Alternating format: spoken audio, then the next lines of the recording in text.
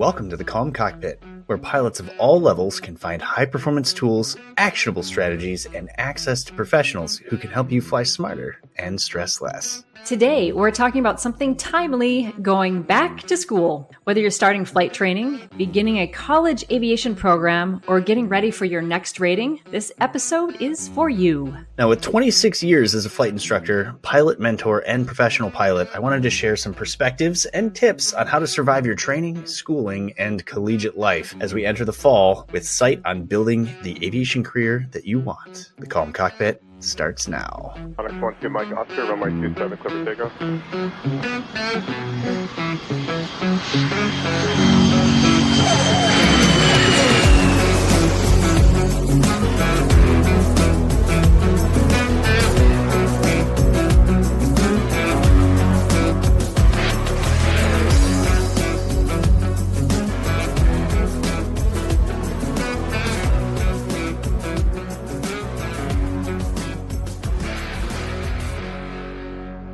Hi, everyone, and welcome to today's episode. I'm Geeta Brown, a midlife student pilot and licensed yoga and meditation educator and music educator with over 30 years of experience teaching high performers how to improve their lives without adding stress.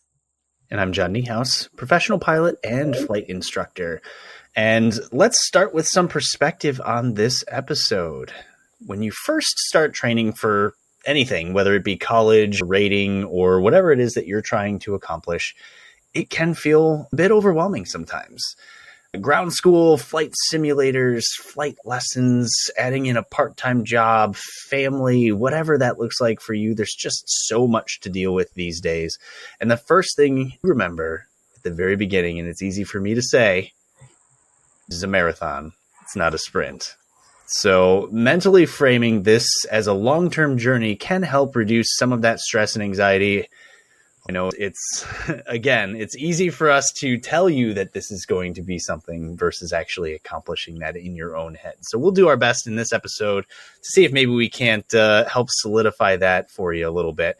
And I encourage students to take a deep breath, visualize where they want to be, and whether it's the right seat of a regional jet, flight instructing, flying corporate, pipeline management, whatever that looks like, that vision should be something that you just hold high for yourself and do your best. Wise words from our sage elder. Oh, boy. I know you love being called an elder. So I know we're kind of gearing this episode, John, basing it like on your expertise of all of your years, not only as a collegiate aviator yourself, but all of your years of mentorship and working in those roles. But I really want to encourage our listeners, pilots of all levels, to consider our mindset and know that we all face common challenges, whether you're looking at that college career or you're looking at that new type rating or you're just learning how to fly a sailplane in the summer. Common challenges that John is going to take us through today, they're common for a reason because they're human things that we all go through when we take on a new challenge. So really, as you're listening to the episode, even if we're maybe talking to that collegiate aviator, think about how does these challenges relate to me and how can I prepare ahead of time so that I'm not blindsided by the challenge and then start to think like, oh, it's me, there's something wrong with me, or I'm doing it wrong, instead of recognizing this is a challenge that everyone faces and that there are a lot of opportunities and a lot of resources for you to help manage that a little bit. So, John, tell us a little bit about, you have some really cool recent experience talking to some college aviators. Tell us a little bit about who you've been working with the past couple of weeks. Yeah, and I guess I'll preface all of it by saying, why am I even qualified to talk about this stuff? And I think that the simple answer is guess what? I was a student. We all were. So obviously there is some experience there. But in my own personal life, I of course did the collegiate aviation program. I then taught as an instructor at a collegiate aviation program where I was a check instructor there. And then, of course, having progressed through type rating training and been a training captain for a 135 company, it definitely has allowed me to kind of see not just my own experience, but also see some of the younger age demographics go through the program and having helped mold some of them. So while my collegiate experience is further behind me than I care to admit, I do think that it does provide some perspective. And Geeta, I think you'll share some of yours as well, having been a collegiate instructor in a different program, but still having a lot of interactions with college students. So that's kind of a good preface for what we're talking about here. And so to answer your question in terms of recent experience and things like that, obviously college is starting up, schools are starting up, and that's the catalyst to this episode. But last week specifically was a fall welcome week at my alma mater, and they invite a lot of the local companies and aviation companies out to just kind of give freshmen who maybe have never touched an airplane before an idea of what is it to come and what does a career in aviation look like? And it's funny because obviously I'm a corporate aviator, and the company that I work for is a company that produces appliances and non-aviation products. And it was interesting because I had an opportunity to stand there with my little mixer and a airplane model on one side of the table. And when the students came up, I had one question for them. And the question was, why am I here? And it wasn't to embarrass the kids or stump them in any way. It was to make them think, why is a company that makes appliances at an aviation college for welcome week, talking to potential pilots? And I mean, it's a huge incoming class. Aviation is booming right now. And I think out of the probably 200 kids I talked to, I think 2 of them knew the answer. Wow. And that's vindication as to why I was there in the first place. And the answer is corporate aviation is everywhere. If you look at any of the major brands that you like, whether it's Disney or Under Armour, Target, Netflix, Visa, they all have corporate flight departments. And so many of these kids come in, and when you think of a pilot, you think of an airline pilot. Yep. And that's okay. There's nothing wrong with that. But you're limiting your horizons significantly if that's the only avenue that you think about. Yeah. So that was why I was there. And it was cool to talk to all of these kids. And of course, that comes into, oh, you went to Western too. And what was your experience like? And so I think that that's going to model itself into this episode. But then on top of that, we also then invited a bunch of these freshmen out through the various student clubs to actually join us at our hangar and kind of give them a day in the life and answer questions and things. And so it was just very interesting. The perspectives of these young people who, by the way, man, they're smart, because things, if I was a student now trying to get into the same program that I graduated from, they wouldn't have let me in. My GPA was not good enough. And they're savvy too. They know a lot more of the world because they have the internet, but yeah. And so, but obviously their challenges are a little bit different. And so the questions that they had for me, I think they made me think a little bit. And I have to change some of the advice that I would give myself for them because they're different, especially with, everything being internet based and virtual and all of that fun stuff. So we'll get into some of these things, but it's serendipitous to have had 2 experiences with incoming collegiate freshmen only to have an episode like this where hopefully it helps. It's perfect. It's perfect. So the beginning of every school year, there's like so much pomp and circumstance, right? There's like all this excitement, all these great things you're going to do, incoming freshmen, so much. It's that drinking through a fire hose thing, but there is that like elevated level of sort of thinking big picture about where this journey is going to take you. And I'd love to hear your perspective a little bit on like the challenges of starting that process of launching into this, because now the dream is still there, but the glossiness of it begins to fade as soon as they walk away from seeing John's fancy jet and they're back to the daily routine of classes, right? Like the rubber meets the road. So what are the challenges with starting that process for like a collegiate aviator? My perspective has changed a little bit over the years, but being an aviation student is a bit unique, because it's not just a matter of settling into the dorms and starting a college life and making new friends and all of that fun stuff. It's that on top of, hey, you're a freshman who's going to be flying airplane that, you can joke about whether propeller Cessnas or Cirruses or whatever are fast in comparison to other planes. But compared to your car, compared to your bike, compared to whatever it is that you've had experience with before, they are very fast. And it is a different lifestyle adjustment to just be put in a place where you're now responsible for your own safety, for the safety of a very expensive airplane and all that comes with that. And so it can be kind of overwhelming when you're first looking at it. I mean, it's super cool. And the excitement is real. But as you said, you start to settle into your private pilot training. You're going, boy, okay, there's a lot of pressure. There's a lot of things to remember. There's studying, there's flight slots that are on the weekends and all of this other stuff. So when regular students get a break on a Friday, Saturday, Sunday, I had 8 a.m. Saturday flight slots. Yeah. When my friends were going to student get-togethers, dare I say parties, I was staying at home going to bed. Yeah. And that's part of something that we'll get into later, but that pressure is real. And I think one of the things that came up with a lot of these new students was just the idea of like, yeah, you will sacrifice probably more than what your fellow students will have, because you will be partnered in the dorms and apartments and whatever with non-aviation kids, and they will not get it. They will not understand. Certainly my roommates didn't. John, why are you being lame on a Friday night? Like, why are you in your pajamas already? And it's like 9 o'clock at night. Well, guess what? I got to get up at 6 tomorrow. Right. And so it's encountering the same peer pressures that every other college student encounters, with honestly more significant consequences if you fall victim to them. Right. And I'm sure that's being constantly drilled into you by your instructors as well as just the realities of when you're in a plane, you can't deny seriousness of what you're doing. Anyone would be lying if they didn't say that there was moments where they were scared, intimidated, or had anxiety about it. When you were talking, the word I wrote down before you even said it was pressure. It's like this pressure cooker, and every incoming freshman has that pressure on them, because you're also a lot of times transitioning the first time living away from home. And as you said, the dorm life and all of that. This is where I can say that my dad was a college professor. I taught college level music for 10 years. And the majority of my music students now are ones who are college bound. So I sort of feel like I've always been connected to that collegiate environment in one way or another throughout my teaching career. It's the number one thing that is so difficult to prepare for, is what that pressure actually feels like.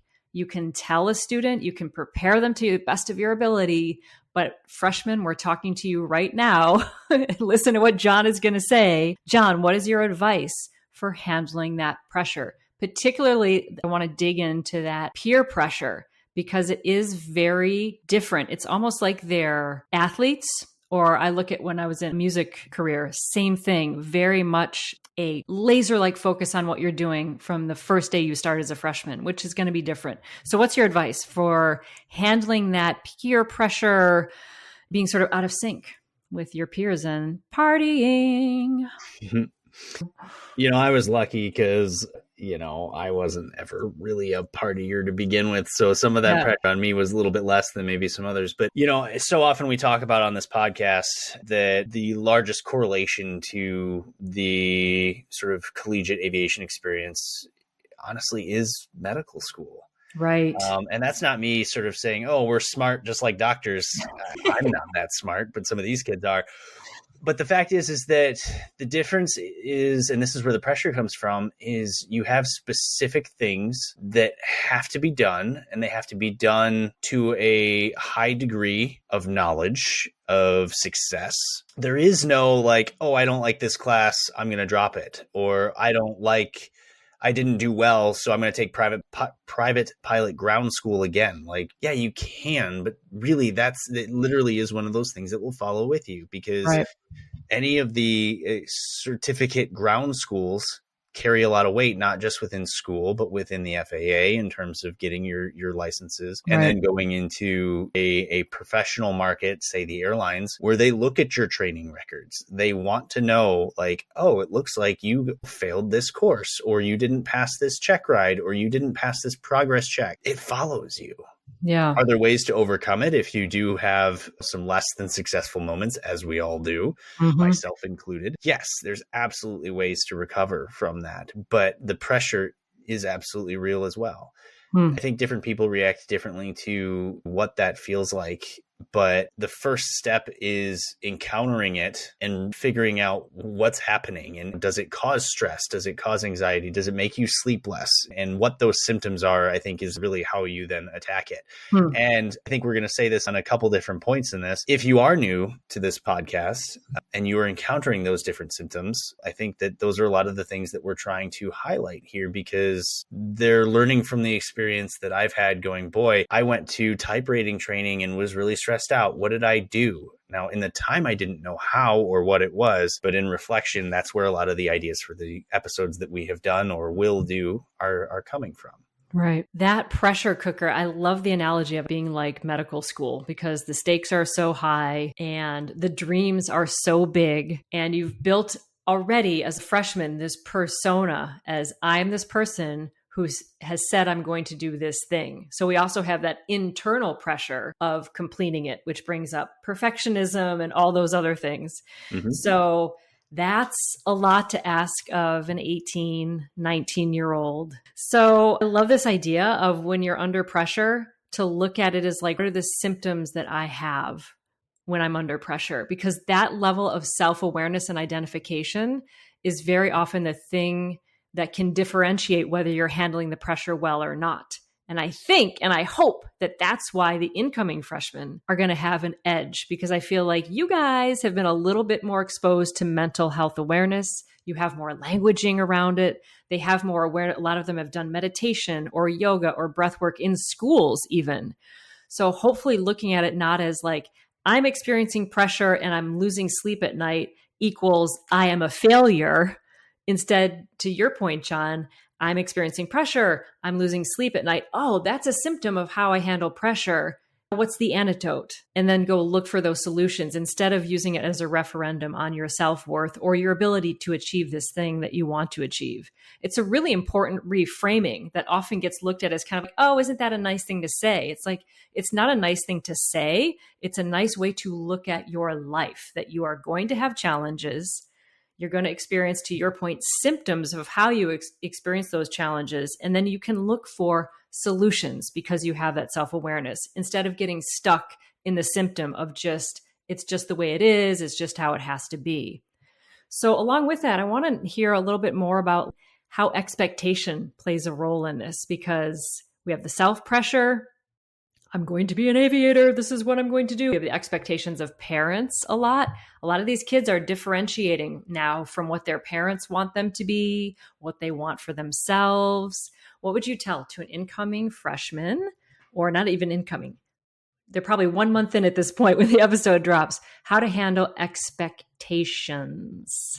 It's tough, because when I was talking with one of the students who came in for the hangar tour, she had a really interesting, she was talking about how as a seemingly successful pilot, if I call myself that. Yes, you are. Own it. Own it. She literally brought out the whole perfectionism idea. Yeah. And it's a huge concept, and we've talked about it previously. And she just said, there is this expectation both internally and externally that everything has to be perfect, that to be a successful professional pilot, you can't have a bad lesson. You can't have a failed check ride. You can't have, anything less than a 4.0 and all of these other things. And I'm not saying that you shouldn't strive for those things, because sure, you should. But I mentioned to her, I said, we all need to be perfect. We have this desire to be perfect, I guess is a better way to put it. But I recounted to her my first day, the airline, which I believe I've told before, and I won't get into that again, but it just ended up in just a completely disastrous landing.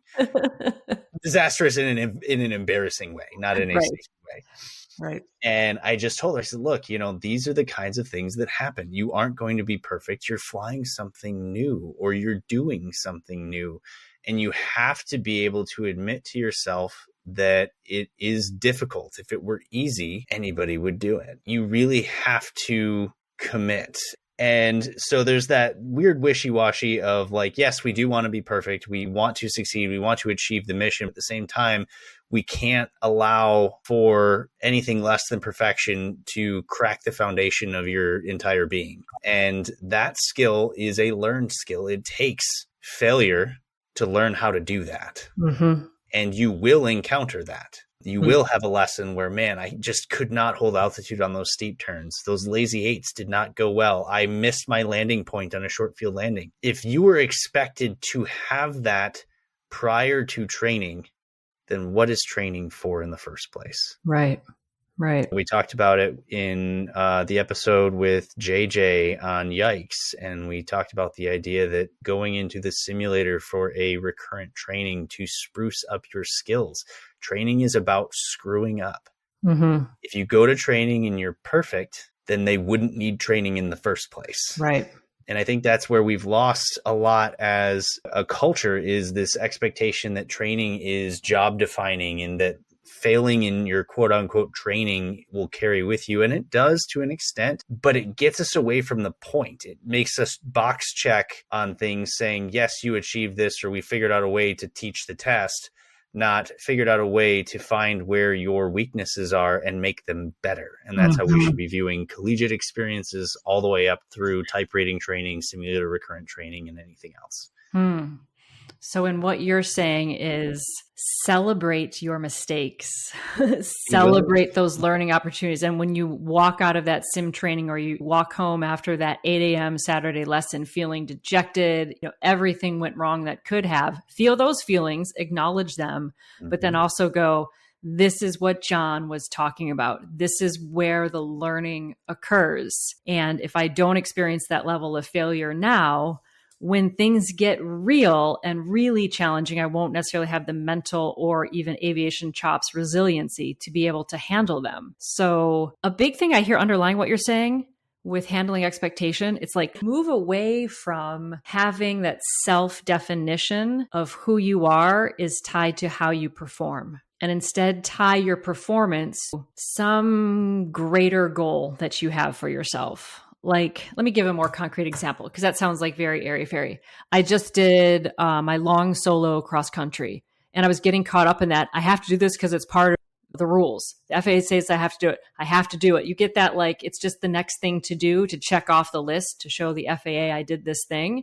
And I kind of caught myself. I was like getting like almost like mission blindness before I even did it, if that makes sense. It's like doing an assignment in school. You do it because the professor says you have to do it. And eventually that dulls the senses and dulls your sense of purpose. And it leads to that expectation and pressure of just doing the thing. So I stopped and I was like, hang on, why are they making me do this long solo cross country? Oh, right. Because this is eventually what I'm going to do with my husband. We're going to hop in a plane and I'm going to point at a map at somewhere cool in Maine. I'm going to be like, let's go there on the weekend. And suddenly the pressure and the expectation dropped. And it wasn't so much from this like self-definition then of like, I have to be perfect, or I have to do this for the FAA or to prove to my instructor. It became, I'm doing this because this is going to build me into being the kind of aviator where I have the personal freedom to fly where I would like to fly. And like the whole mission turned on its head, and it ended up being a much better experience. It's so hard to do when you're in college though, because college is all about checking those boxes. Right. And I know you've talked about that. After I got my first solo, you said, stop for a moment and appreciate what you just did instead of moving on to the next thing. So talk to our aviators about that, getting caught in that, chasing the next thing, the next goal. You take one exam and then there's just another one. How would you like these young aviators to approach their school so they're more invested in it rather than just going off of what the curriculum says they need to do?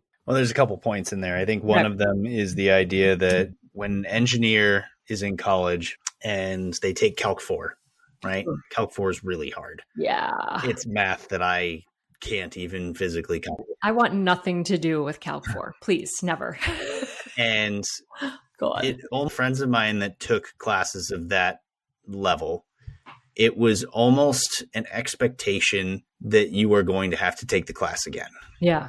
That you will probably fail it on the first go and you will take it again. Wow. And you look at aviation classes, and obviously we know that the expectation is you will pass. It's difficult, but the expectation is that you will do what needs to be done to pass. And that in and of itself can be stressful because of not just the requirements to pass the class, but the requirements that the FAA has that are above what is considered passing in college. So there's those two different layers.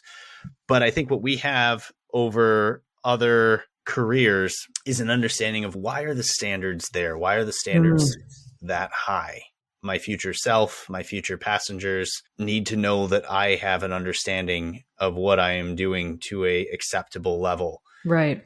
Even up to actual physical check rides and things like that. Like the standardization and the understanding that the tests are there for a reason to keep you safe. Yep. I think in some cases made some of that pressure, while still extremely there, Yeah.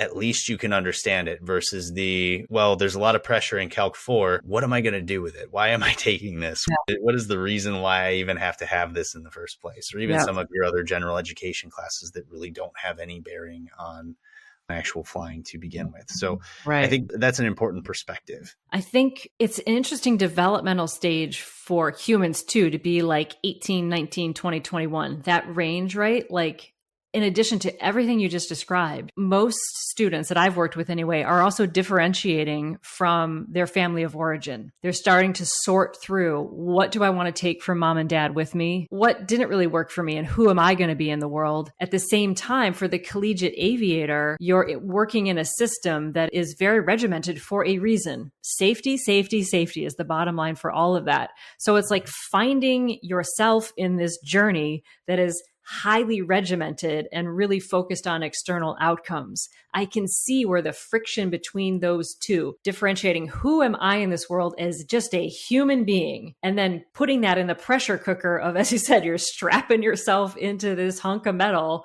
and launching up into the atmosphere. That is a lot.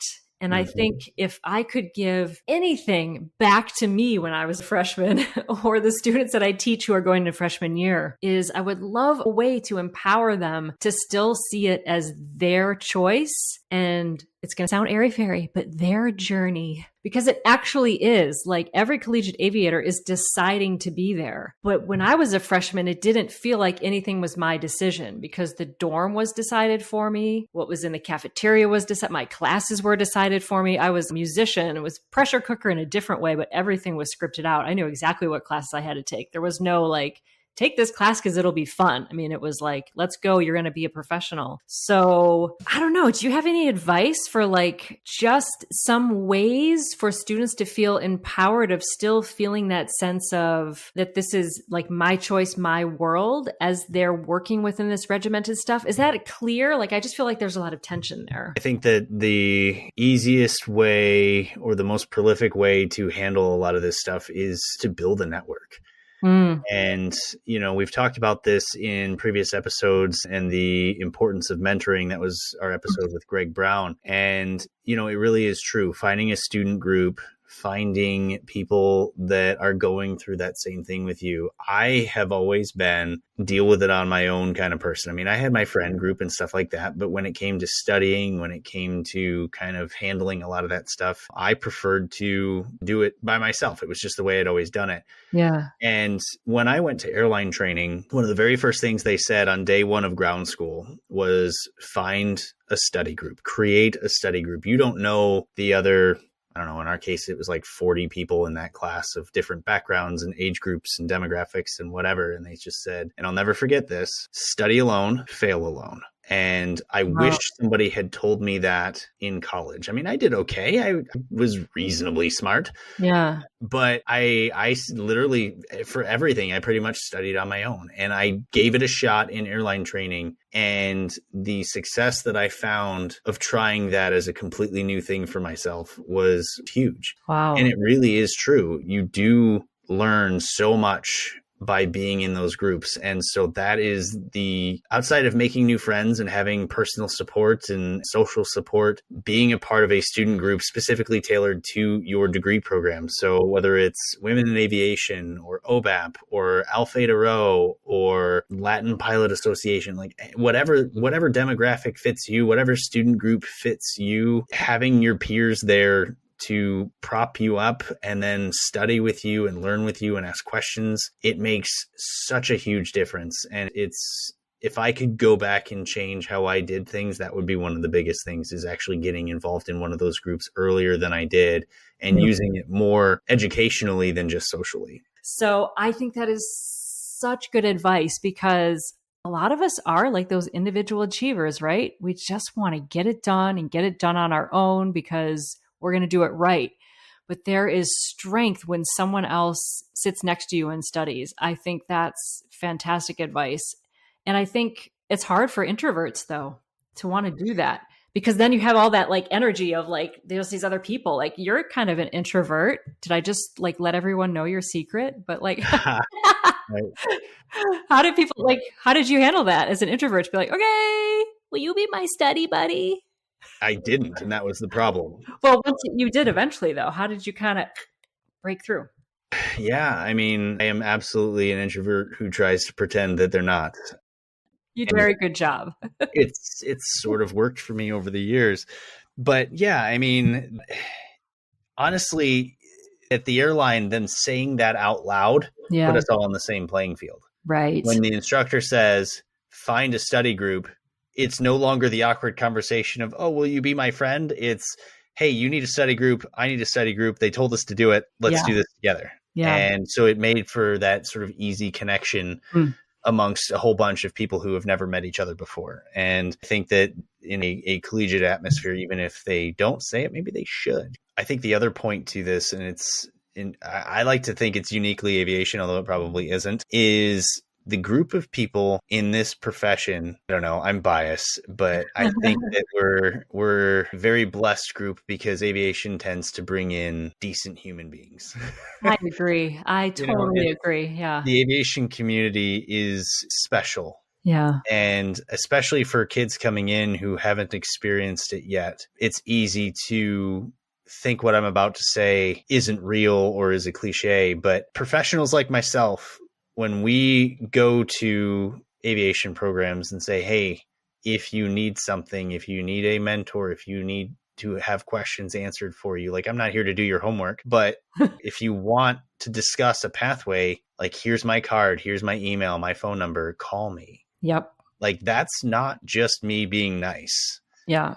And the number of people that have reached out to me in the last 2 years and just said, like, hey, will you talk to me for half an hour? Like, you don't have to be quote unquote mentor. You just like, I just have questions and need guidance. Will you help? And my answer is almost always yes. Yeah. And so again, from the introvert side, it's very easy to go, oh, they're just being nice and I'm too shy to talk to this person. Well, if you're in private pilot ground school, why not phone a friend who flies a Gulfstream corporate jet? Not to toot my own horn, but like, if I can help you, I will. And obviously I've, like I said, somewhat successful at it. I think I have some insight. Yeah. So use those resources, phone a friend. Don't be shy. If somebody gives you that opportunity, take it. Yes. 100%. I can say as a midlife aviator coming into this, I have found, 99.99% of the times when I ask somebody for help, they not only give the help, they like leap at the opportunity. It's such a inclusive, helpful community. And so the more we can do to foster that, the better. So collegiate educators, take John's challenge and empower your students to form those study groups. I want to loop back to mentorship in a minute, but for a second, let's stick with like the survival mode because I'm thinking I want to hit that because a mentorship is so important. We'll loop back to that. So you're a college freshman. You just entered the year. The rubber's meeting the road. You're starting to already maybe feel some fatigue, some burnout, or even just overload. Like, how am I going to get all this done? What do you tell someone about how to just literally physically survive, but also with your mental health intact so that you're not just making it through, but you're actually building yourself into a resilient human and by default, then aviator? How do we survive? The answer is extremely self-serving, but it's why this podcast exists. I mean, you can go back if you haven't listened to us before, things like sleep, things like study, things like anxiety, stress, imposter syndrome. These are all episodes that we've already done. And at the risk of being a 90s sitcom clip show, I mean, there's so much of that stuff that I'm not going to talk about now, but go back and listen to that because there are tips on how to figure that out. And so I think that the biggest advice for survival, again, comes back to something I didn't do. And that's, being honest with what those symptoms are. Are you tired? Are you staying up too late? Do you have a regimented idea? Do you have a flight slot at 8 a.m. on Friday or on Saturday? And are you properly preparing for it when everyone else has downtime? Because it's very easy to feel pressure to not be left out when everyone else is going and doing something fun on a Friday night. So you've got to be honest with what does that look like and am I fatigued? Well, there's only one way to deal with fatigue, and that's find a way to get some rest. And guess what? All of these things are connected together to where, good nutrition leads to good sleep, which leads to better retention, which leads to better understanding and learning. And so again, the risk of promoting the work that we've already done, the reason why we've done it is because of this question being such an important one. And there's a lot of different pieces to this, and there are solutions that we're trying to help aviators of all skill levels find. Yeah. Amen. I love the promotion of the podcast in there because it's for a higher mission. And if I'm tying this to like looking at students, I hear you saying that like self-study is just as important as aviation study. Right. So you have your whatever you're studying in school, but learning about yourself is just as important because from my perspective, we have a biological imperative. Our bodies need certain things. And very often we put those on the back burner because our thinking part of our brain is so smart. We can push our bodies and our bodies will adapt to these extremes of poor self-care, but eventually you pay the price later in life. And so if you can start building those habits of self-study now with diet, nutrition, exercise, proper sleep, good boundaries, et cetera, that sets you up then in your aviation study to go farther with way more ease. So let's loop back to that mentorship idea. You touched on a little bit, mentorship, networking. We've taken care of the kids with their sort of their mindset, their sleep schedule, expectations. Now exploded out a little bit into like, how are they going to build those networks that are going to take them through? What would you suggest for that? And how does it relate to job pathways in the future? Yeah, I mean, back to the whole notion of a lot of these student groups. I mean, the tour that we hosted last week was specifically for a student group. And so it's because they reach out and they have a overall goal of exposing students to what life looks like beyond school. So being a part of these groups and participating in these events, and when they say, hey, do you want to go to visit ATC? Do you want to go understand how this airport is run or go internship at an airline? Like all of these things are so extremely important and they put you above everyone else. Yeah. And it was, again, something that I personally wasn't real good at. I was stuck in my own world and I didn't want to put myself out there. And I had my friend group and that was enough for me. And it all worked out, thankfully. But suffering in silence is still suffering. So get out there and talk to people and be a part of this community because it is so amazing. I think of the advice for anyone in any career. They say when you're young and you're starting out, say yes to all the things, because to your point, you never know. You might say, I'm not really interested in going to that tower, or I visited that tower last year. Easy to blow it off and just hang out with your friends. But you never know. Like sometimes that second tour of the same tower, there's a different controller there. And they say one little thing that you've never heard before, which then like unlocks your brain to this whole other career trajectory that you have never even considered before. Or I've had students who they've gone to things like these. They got nothing out of the event, right? The event was just a snooze for them, but they saw a flyer on the bulletin board there, or they met someone in the lobby, which then led to another thing. Like you don't know what's around the next corner. And what I see college students doing a lot is thinking that they have a script. And they're just going to follow the script and their life is all going to be fine. Most of those students end very disillusioned and very burned out by their senior year. As one of my students said to me, yeah, I know how to play and be a professional clarinetist now, but I feel dead inside, which is, I hear a lot from professional musicians, which is sad. Don't let that happen to you because you never know how just showing up is going to show you a different slice of life because you can't see around that corner to know what else might be possible until you actually take the step forward and do it. one of the coolest gigs I ever got was from something that apparently I did that I don't even really remember doing, right? I was in one of these student clubs. This was back when I was a music therapist. I was in some student club. I wasn't president or anything. I don't even remember what I was. I was in this student club, went to a meeting for like the professional state chapter. And we were just there to represent our little student group. Like, yay, we're here, we're students. Apparently, the president of our student group wasn't there that day. So I stood up in front of all these professionals and gave my little spiel for what our student group was doing. 2 years later, someone called me and said, I remember you from that meeting. You read the minutes of your student group, blah, blah, blah, blah. I'm giving up this contract at a school. I'm wondering if you'd like to take the contract.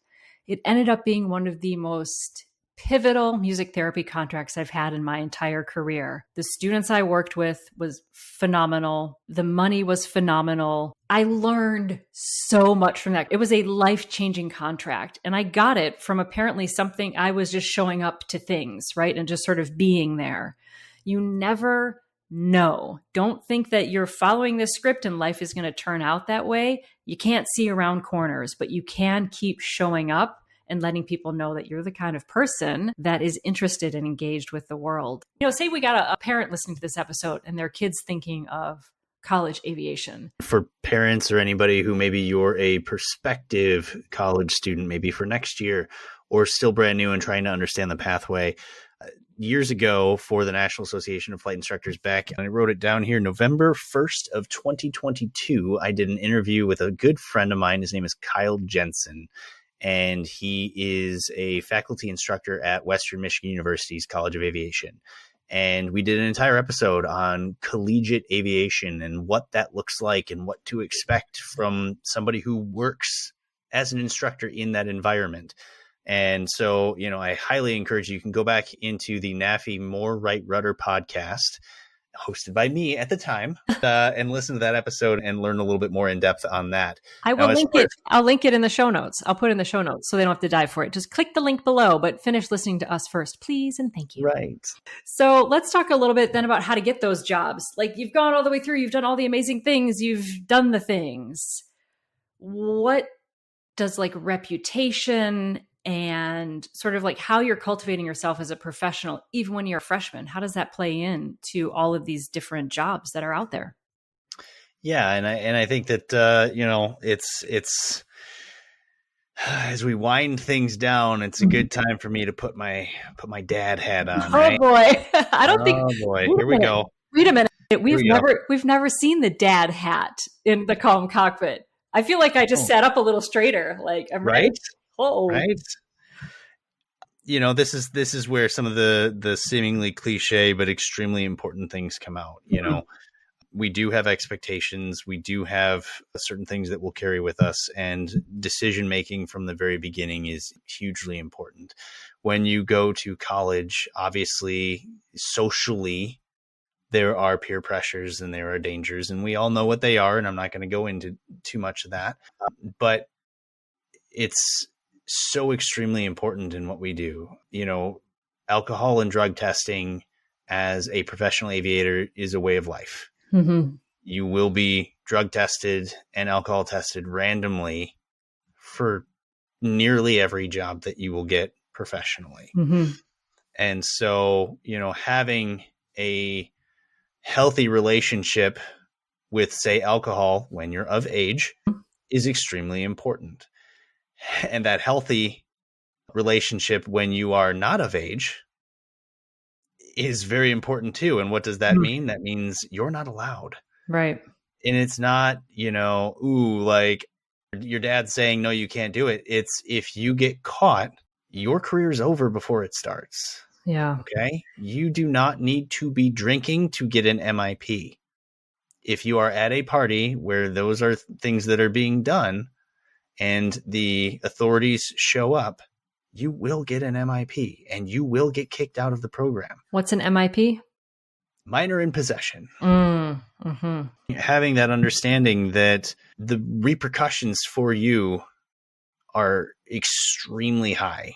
If you get a DUI at any point in your career, 90% of the time you're done. Yeah. There are some people that have been able to recover from it, but Hmm. what sounds like, oh, I made a mistake, or oh, I didn't realize, Yeah. you can kiss all of that goodbye. So it is extremely important Hmm. that that responsibility weighs very heavily on you. And it needs to, because you at some point will be in charge of a tens of millions of dollar piece of equipment. Those levels of strict, it sounds sort of crazy, especially as you're young, but it's so incredibly important. And being able to have that responsibility on your shoulders, it's huge. So there's my dad's speech. At the same time, I mean, it is such a small industry, and you will hear that for years and years and years, probably through the rest of your career, that like, oh, it's a small industry and everybody knows each other. Yeah. It's true. It's true. There are people that I have truly enjoyed and never thought I'd see again, and they pop up randomly offering me a job. There are people that, rare in this field, but there are some people where it's like, man, I kind of hope I don't ever see you again. And next thing I know, I'm turning in a resume to a job and that person's the one taking it. Oh boy. Okay. So when you are interacting with your peers, when you're interacting with your instructors, your professors, people you see on the street, you will see them again. Mhm. And so, that is a level of professionalism that can be kind of stressful for us as pilots, because it's not that you have to be on all the time, but I tell everybody, when I hire for a position at my company, I've been a flight instructor since 2009. I can teach you to fly a Gulfstream airplane. I cannot teach you to not be a jerk. So if I have to choose between a good person with less experience and a person that I would want to jump out of the cockpit at 20,000 feet just to get away from, I'm going to pick the less experienced person. So keep that in mind. Yeah. Keep those things at the forefront as you're trying to interact with your peers and learn how to be a professional. And it doesn't come right away. I can tell you, my first year out of school, like in your 20s and your first real big kid job, like professionalism is a hard thing to do. Yes. So you're not going to be perfect, but just understand that those things do travel with you as you continue your career. And frankly, mostly for the positive. I mean, so many people that I've interacted with, it's been more of a family reunion than a, oh no.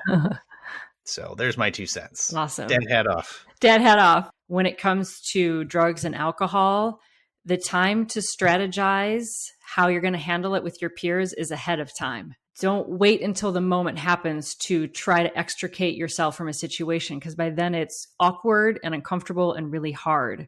There's a saying that if you go to the barber shop, you're going to end up getting a haircut. So if you go to the party where everyone is drinking or vaping weed or whatever, the chances of you just being able to be like, no, I'm good, I'm straight, I'm not going to, like, that's going to be slim to none.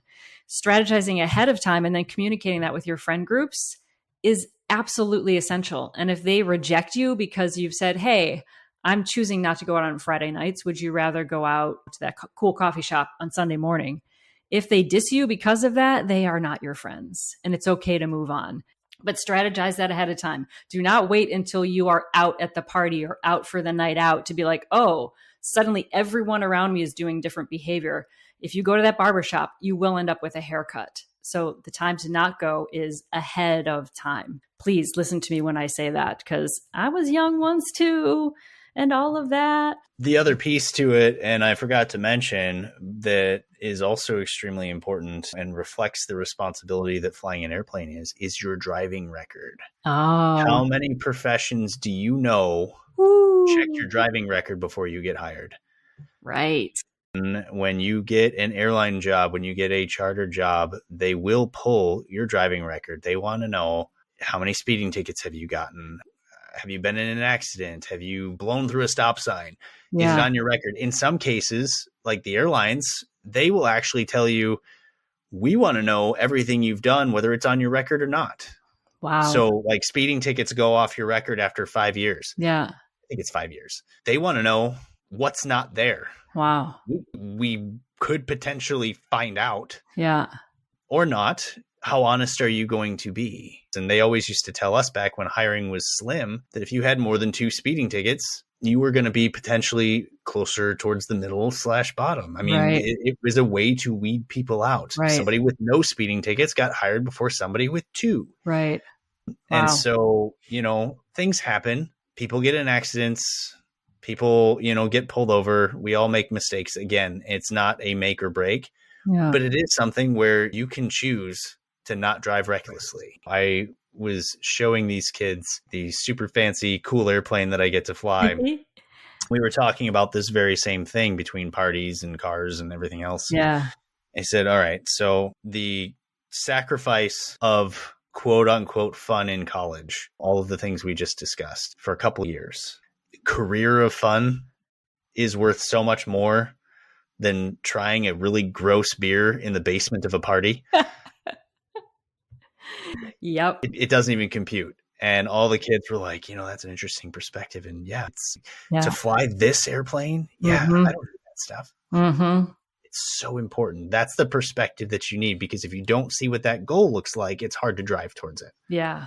You gave that perfect word that I think encapsulates so much of what you've said today. Future you. Put that in quotes, future you. Very often when I have trouble getting myself to do something that is for my good, not what is pleasurable, but what is for my good, I say, future Gita will thank you for this. Future Gita will thank you for this sprint interval training you're about to do, even though you hate it. Future Gita will thank you that you went to bed early.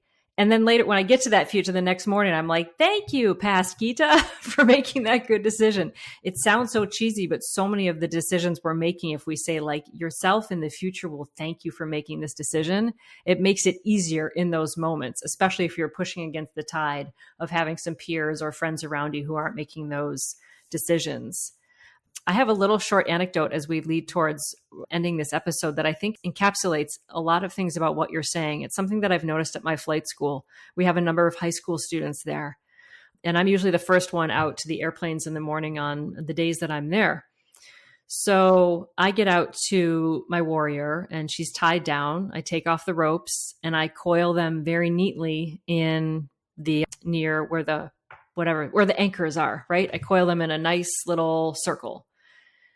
Every time I look over at where the high school student who got there before me, how they left those ropes, they're all over the effing place, right? They just like take them off and leave them laying on the ground like a big old snake, right? They're not coiled. They're not ready. They're like not neat looking. And I'm like, that is the difference between someone who gets hired and someone who doesn't get hired. It's like, did you take time to take off the rope and coil it neatly and make it nice for the next person who uses it? And also keep the rope nice. It's not getting wet and dirty and stepped on. It's those little things. If you start slowing down when you're in college to pay attention to those details of your personal life, all these things that John has been saying, being early, being respectful, being kind, being engaged, all of those small details are what people notice, much more so than did you hold your altitude perfectly on the steep turn? Because to your point, John, they know that they can coach that steep turn. Once you've got the basic level skill, everyone will be the same when you graduate college. Everyone's going to have the same degree and the same-ish level of skill. Some will be a little better than others, but no one's going to care. What they're going to look at is, how did you leave those ropes? Did you show up to those events? Those are the difference makers, and those are totally in your control, and you can practice them every day. It's a level of excellence that really is groovy and fun. Once you start doing it, it gives a lot of good to your life. You may sacrifice some immediate pleasure, but the good you get from it is so much deeper and it lasts so much longer. So, any last words here, John? Any last things that you would say to a collegiate freshman who's like, oh my gosh, this is awesome, but I'm struggling? Last little tidbit. I'm going to end it with a high note, and that's have fun. Yay! You're only going to get to do this once. You're only going to get your first flight once. Yeah. You're only going to have college once. All the pressure, all the work, all the stress. Have fun. Otherwise, what are you doing it for? Yeah. It's too much money. It's too much work if you don't enjoy it and you don't find fun. So don't let any of this keep you from finding that joy. And that's what's going to make you good. Mic drop moment.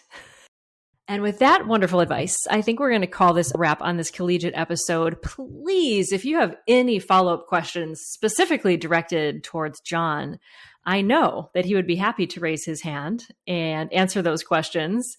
So please drop us an email, calmcockpit@gmail.com. Questions, comments, concerns, something that you're struggling with, because we will really gear future episodes towards your feedback. And we really love every email that we receive.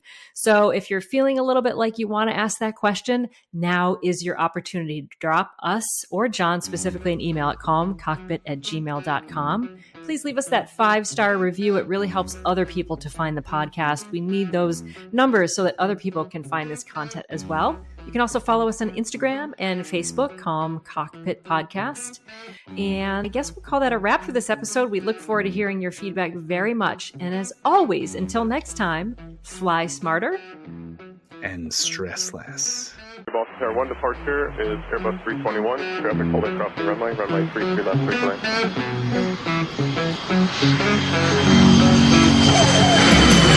lane.